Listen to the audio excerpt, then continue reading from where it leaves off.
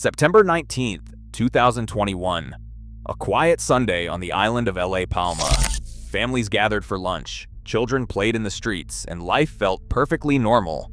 But beneath their feet, something ancient was waking up, and once it opened its eyes, it refused to go back to sleep. For 7 days, the earth had been trembling. Small earthquakes, dozens of them, rippled through the volcanic ridge of Cumbre Vieja. Scientists watched the data closely, but earthquakes were common here. This was, after all, an island born from fire. But on September 11th, the tremors intensified. Over 20,000 seismic events were recorded in just 1 week. The ground was swelling, bulging upward like a breath held too long. Magma was rising, carving its way through ancient rock, searching for a way out. September 19th, 2021, 3:12 in the afternoon.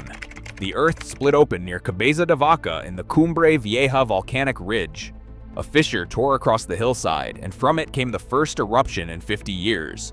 Lava fountains shot into the sky, glowing orange against the afternoon light. The roar echoed across the island. Within hours, rivers of molten rock began moving downhill toward the towns below. Slow, relentless, unstoppable. This was not an explosion. This was not a sudden catastrophe. It was a creeping apocalypse, and everyone could see it coming. Authorities immediately ordered evacuations. Over 7,000 residents in the path of the lava were told to leave their homes. Many grabbed what they could: photos, documents, a few clothes, and fled. Others stayed behind, watching from rooftops as the glowing tide crept closer. The lava moved at walking speed, sometimes slower.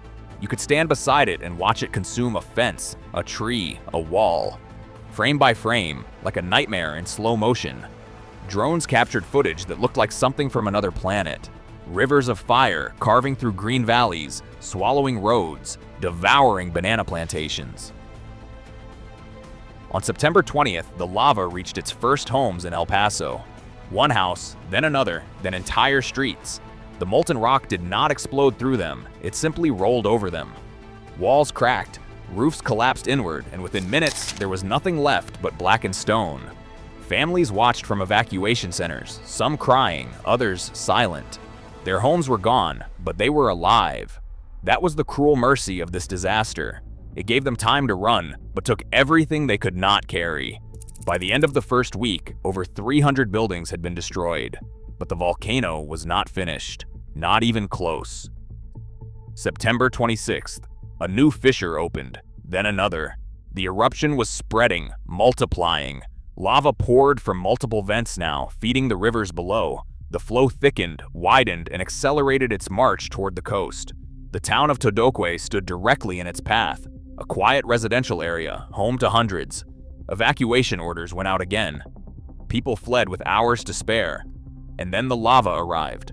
Drones filmed the destruction in haunting detail. The molten tide rolled through streets like a slow-motion flood. It consumed the church, Todoque's historic heart. The bell tower stood for a moment, surrounded by fire, then collapsed inward.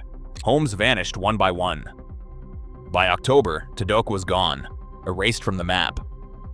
The lava continued its relentless journey.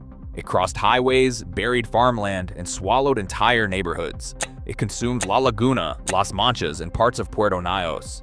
Each day brought new losses. Banana plantations, the island's economic lifeline, were incinerated. Over 370 hectares of crops turned to ash. Farmers stood at the edges of their land, watching decades of work disappear under molten rock. On October 1st, after nearly 2 weeks of destruction, the lava finally reached the Atlantic Ocean. When molten rock meets seawater, the result is violent. Explosions of steam shot hundreds of feet into the air.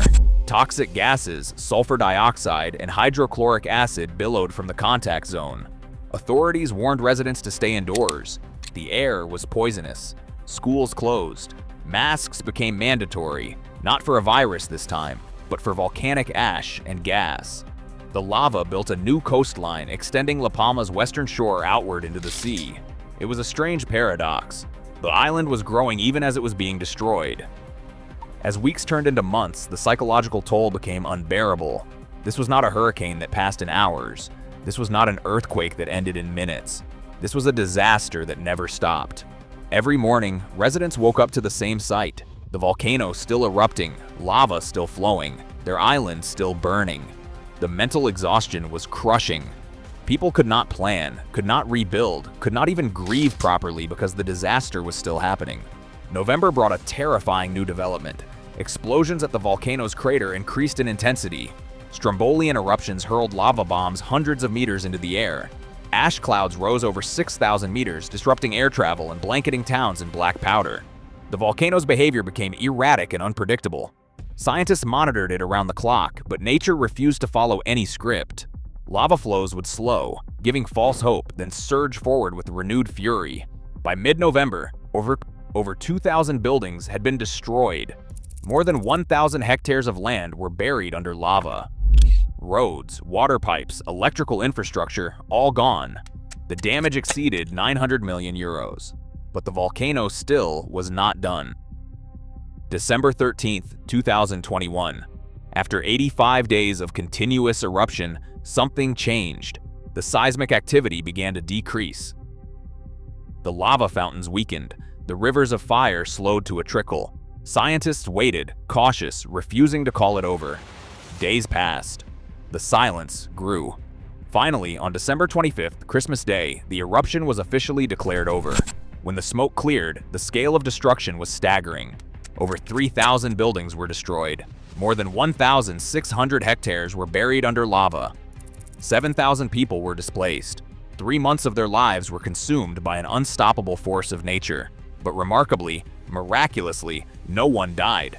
Not a single life was lost to the eruption itself.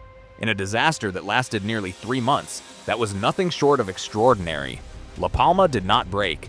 Slowly, families began returning to what remained.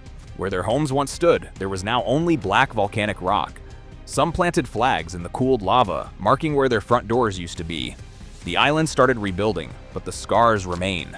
A massive scar of black stone cuts through green valleys, a permanent reminder of the day the earth opened and would not close. The 2021 Cumbre Vieja eruption rewrote the history of La Palma.